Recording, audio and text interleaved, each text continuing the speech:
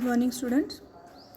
वाणिज्य संघटन आणि व्यवस्थापन यामध्ये पुढचा चॅप्टर आपण सुरू केला होता. त्यामधील निर्यात कार्यपद्धती आज आपण बघणार आहे. याचे काही नोट्स मी तुम्हाला काल आणि परवा पाठवले होते. मला आशा आहे की ते तुम्ही लिहून घेतले असतील. त्याला थोडंसं एक्सप्लेनेशन आपण करूया, समजून घेऊया. तर बघा, निर्यात कार्यपद्धती त्यामध्ये 4 प्रकार दिले आहेत. आता सगळ्यात पहिले निर्यात कार्यपद्धती म्हणजे काय, की निर्यात करणे म्हणजे एक्सपोर्ट करणे, आपल्या देशातून दुसऱ्या देशात माल पाठवणे, एक्सपोर्ट करणे. ठीक आहे, त्याला निर्यात म्हणतात. पण हे निर्यात करणं एवढं सोपी नसतं. त्याची एक स्पेशल त्याची एक प्रोसिजर असते, त्याची एक पद्धत असते आणि त्या पद्धतीनुसारच आपल्याला निर्यात कार्यपद्धती अवलंबावी लागते. जसं पहिलं बघा, प्राथमिक अवस्था दिलेली आहे. दुसरं नौभरण पूर्व अवस्था, तिसरं नौभरण अवस्था आणि चौथं नौभरण पश्चात अवस्था. म्हणजे काय अर्थ याचा, की प्राथमिक अवस्था म्हणजे की जी अगदी सुरुवातीला आपण ठरवलं की आपल्याला या ठिकाणी आपला माल जो आहे तो निर्यात करायचा आहे. मग त्याच्यासाठी आपल्याला नोंदणी करणं आवश्यक आहे. त्याच्यासाठी मध्यस्थांची नेमणूक करणं आवश्यक आहे, जी हे सगळं आपल्याला करून देऊ शकतं. नवभरण पूर्व अवस्थामध्ये म्हणजे की ॲक्च्युली जेव्हा आपण माल पाठवतो त्याच्या आधी आपल्याला काय काय तयारी करावी लागते त्याची लिस्ट ही, जसं आदेशाची पावती, पतपत्र, नवभरण पूर्व अर्थपुरवठा, वस्तूंचं उत्पादन, संवेष्टन इत्यादी. तिसरं आहे नवभरण अवस्था, म्हणजे ॲक्च्युली जेव्हा सगळं तयार राहतं, आपलं कागदपत्रांची पूर्तता होते, मालाचं परीक्षण होतं की बरोबर माल व्यवस्थित चढवला गेला आहे का आणि पॅकिंग त्याचं व्यवस्थित आहे का, जेणेकरून आपण दुसऱ्या देशात आपण पाठवतो आहे.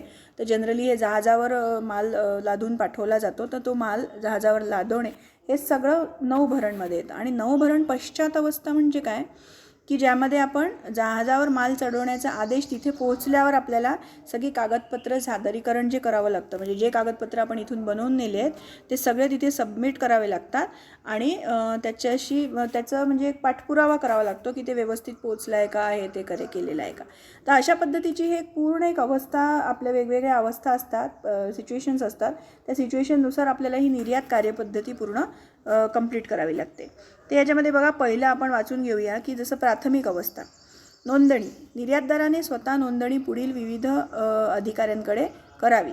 जसं परराष्ट्र व्यापार निदेशालय DGFT हे एक कार्यालय असतं, जिथे हे परराष्ट्रामध्ये जे आपण दुसऱ्या राष्ट्रामध्ये जे आपण व्यापार करतो त्याच्या संबंधातले सगळे व्यवहार तिथे आपले होत असतात.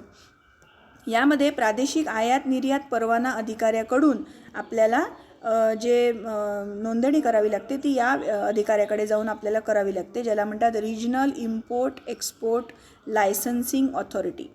तर हा तिथे आपल्याला एक आयात निर्यात कोड क्रमांक ते लोक देतात जेव्हा आपण नोंदणी करतो आणि त्यानंतर त्या कोड क्रमांकावर आपलं पूर्ण काम चालतं. मग यानंतर आयकर अधिकाऱ्याकडून कायमस्वरूपी खाते क्रमांक मिळवणे, म्हणजे तिथे परमनंट अकाउंट नंबर आपल्याला मिळतो, जो त्या अकाउंटवर नेहमी आपण मग आपले जे पैशाचं जे व्यवहार आहेत ते सगळे त्या अकाउंटवर होत असतात.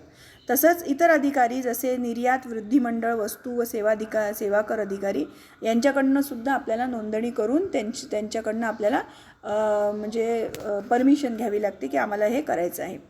या नोंदणी झाल्यानंतर विदेशातील आदेश मिळवण्यासाठी निर्यातदार मध्यस्थांची किंवा विक्री प्रतिनिधीची नेमणूक करतो आणि हा निर्यातदार विदेशात सुद्धा विक्री कार्यालय सुरू करू शकतो. आता हे जे आपण माल पाठवतो आहे त्यासाठी तिथे विक्री कार्यालय असणं आवश्यक आहे.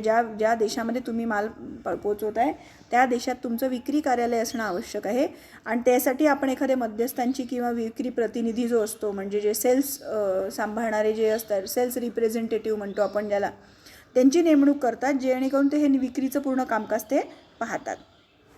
हे झालं पहिलं प्राथमिक अवस्था. दुसरं बघा, नौभरण पूर्व अवस्था, म्हणजे जेव्हा जहाजावर माल चढवण्याआधी आपल्याला काय काय तयारी करावी लागते. तर बघा, त्याच्यामध्ये आदेश सगळ्यात पहिले आपल्याला जो मिळतो, म्हणजे ऑर्डर जी मिळाली आहे, परदेशातून तुम्हाला ऑर्डर मिळते की बा आम्हाला एवढ्या एवढ्या रुपयाचा माल पाठवा तुम्ही.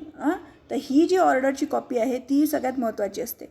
ती आदेश मिळाल्यानंतर आदेशाची पडताळणी, म्हणजे ती कितीचा माल आहे, कसा माल आहे, त्या आदेशाची पडताळणी करणार, खात्री करणार आणि मग आयातदारांच्या देशातील आयातीवरचे निर्बंध तपासावे लागतात. म्हणजे हा माल तिथे आपण खरंच पोहोचवू शकतो का, तिथे समजा जर आपण त्या देशामध्ये या मालासकट आपण एंट्री केली तर त्याच्यासाठी आपल्याला काय काय कागदपत्र तिथे लागतील या सगळ्यांचा अभ्यास आपल्याला करावा लागतो. त्यानंतर पतपत्र. निर्यातदार काय करतो, आयातदारास त्याच्या नावाचे पतपत्र देण्यासंबंधीचे विनंती करतो. पतपत्र म्हणजे आयातदाराच्या बँकेने दिलेल्या पतपत्रामुळे समस्या भेडसावत नाही. पतपत्र म्हणजे त्यांनी दिलेली गॅरंटी की आम्ही हे सामान तिथे मागवलेलं आहे किंवा आम्ही त्याचं जे लेटर असतं त्याला पतपत्र म्हणतात. आणि निर्यातदार त्याला हे गरजेचं असतं, म्हणजे जे बँकेच्या थ्रू त्याचे सगळे डॉक्युमेंट्स क्लिअरन्स वगैरे जो होत असतो तो त्यामुळे होत असतो. आयातदारांनी बँकेला दिलेल्या पतपत्रामुळे विदेशी व्यापारात चलन किंवा निर्बंध अशा समस्या आपल्याला भेडसावत नाहीत. कारण की दुसऱ्या देशामध्ये समजा जर आपला व्यापार करायचा आहे तर आपल्याला चलनाचा विचार करावा लागतो. आपल्या देशात आपण रुपीज वापरतो, दुसऱ्या देशात ज्या देशात तुम्ही वापरतात त्या देशातलं करन्सी म्हणजे चलन तुम्हाला वापरावं लागतं. तर ते जे तुम्हाला रूपांतर करावं लागतं रुपयाचं त्यांच्या देशाच्या, जसं डॉलरमध्ये समजा, तर त्यासाठी आपल्याला आयातदार जो आहे ज्याने आपला माल खरेदी केला आहे त्याच्याकडनं पतपत्र घेणं आवश्यक असतं. त्यानंतर नौभरणपूर्व अर्थपुरवठा. जहाजावर माल चढवण्यापूर्वी निर्यातदार त्यांच्या बँकेकडून अर्थसहाय्य घेतो, म्हणजे कर्ज काढतो. त्यामुळे त्याची खेळत्या भांडवलाची गरज भागते. कारण हे सगळे जे प्रोसिजर आहे, ही कार्यपद्धती पूर्ण करण्यासाठी त्याला पैशाची आवश्यकता असते. आणि त्यामुळे काय होतं की हे जे सगळे कागदपत्र त्यांनी जमवले ते बँकेत जमा करून त्याच्यावर त्याला कर्ज मिळतं आणि त्या कर्जाचा उपयोग तो खेळत्या भांडवलासारखा करू शकतो. म्हणजे सतत त्याच्या हातात पैसा राहतो, कुठेही त्याला पैसे भरायची वेळ आली, टॅक्स वगैरे हे जे सगळं भरायची वेळ आली तर त्याच्या हातात पैसा राहतो. तर हे जे पूर्व अर्थपुरवठा तो बँकेकडनं करून घेतो. त्यानंतर वस्तूचे उत्पादन. आणि मग हे सगळं झाल्यानंतर ॲक्च्युली त्याला किती माल पाठवायचा आहे त्याप्रमाणे तो वस्तूचे उत्पादन करायला सुरुवात करतो.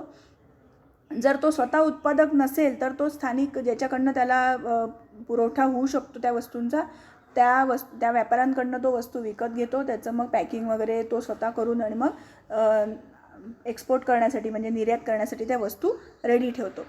संवेष्टन म्हणजे काय की जसं पॅकिंग ज्याला म्हणतो आपण, त्या वस्तूंचं अतिशय व्यवस्थितपणे संवेष्टन म्हणजे पॅकिंग करणं आवश्यक असतं. कारण की आपण एक तर इतक्या दूर ते वस्तू पाठवतो, त्याच्यामुळे वाहतुकीमध्ये त्या वस्तूंना काही त्याच्यावर म्हणजे तुटफूट नाही झाली पाहिजे, त्याचं संरक्षित राहिलं पाहिजे, म्हणून त्याचं पॅकिंग महत्त्वाचं असतं. वस्तूची दर्जा त्याच्यामुळे चांगली राहते, म्हणजे क्वालिटी चांगली राहते.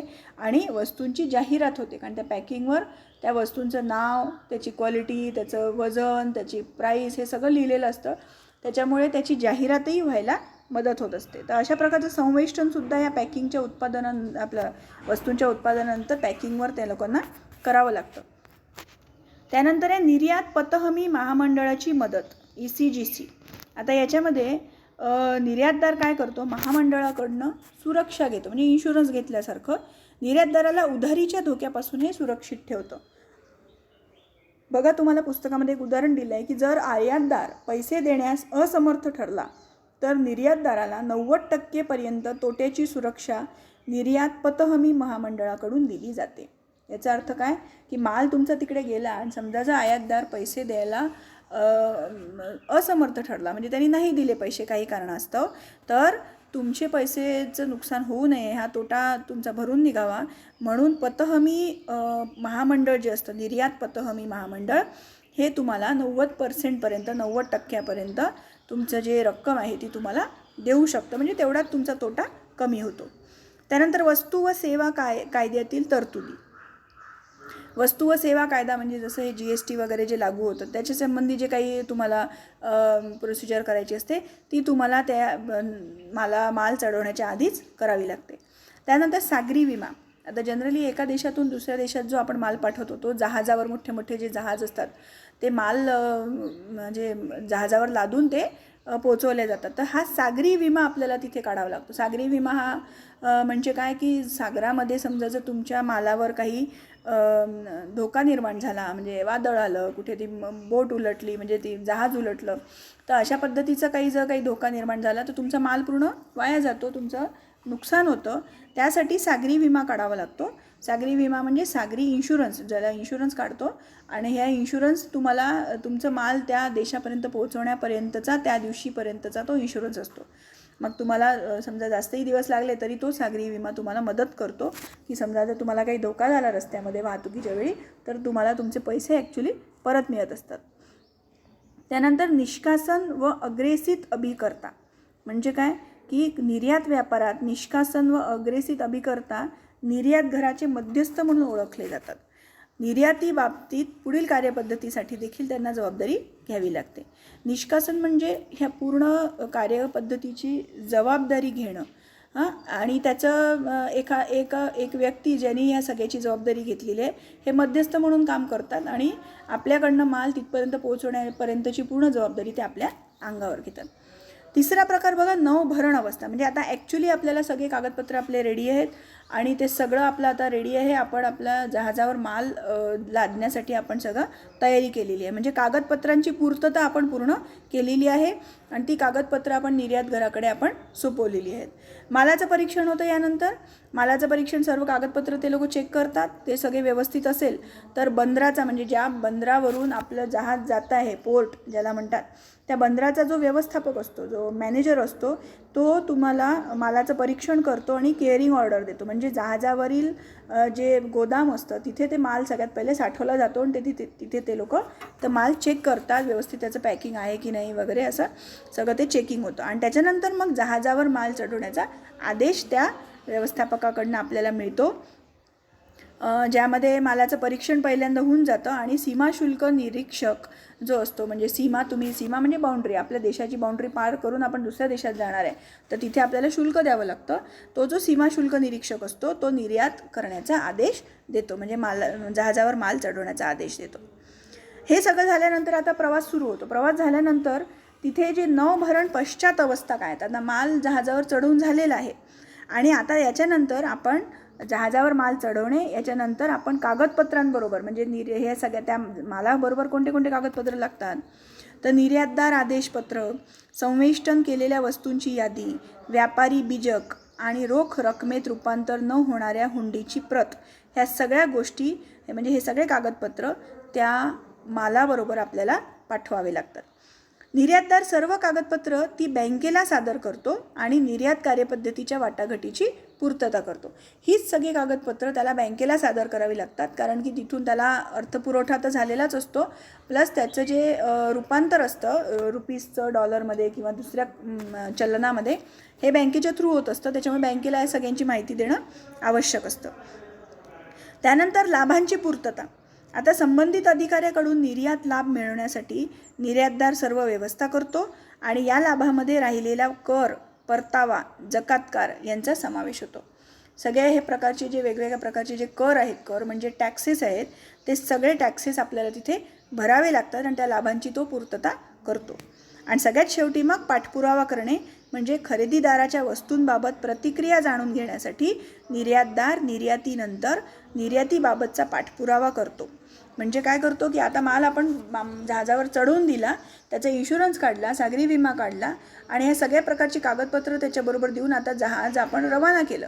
आता ते त्याच्या हातात मिळून पुढची त्याला ते वस्तू आवडल्या की नाही आवडल्या, त्याचे आपलं संवेष्टन व्यवस्थित राहिलं की नाही, जो आपण वस्तू पाठवल्या आहे त्याचा दर्जा कसा आहे या सगळ्याचा पाठपुरावा आपल्याला सतत करावा लागतो. म्हणजे त्यांच्याशी कॉन्टॅक्टमध्ये राहावं लागतं की तुम्हाला ते सगळं आवडलं आहे का जेणेकरून पुढच्या वेळीसुद्धा त्यांनी आपल्याला ऑर्डर दिली पाहिजे, आदेश दिला पाहिजे की आपण परत त्यांना निर्यात करू शकू.